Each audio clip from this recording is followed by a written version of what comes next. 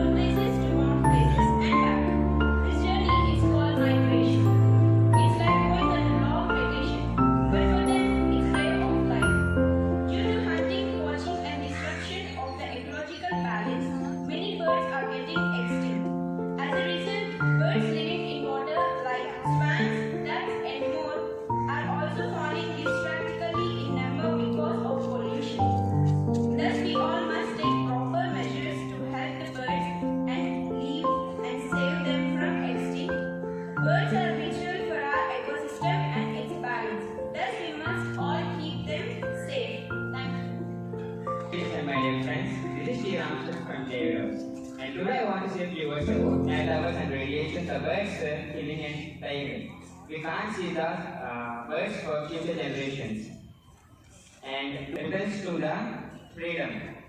I request everyone to please repeat after me.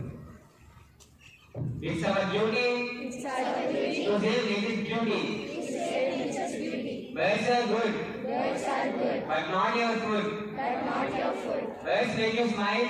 Let them live for a while. Thank you.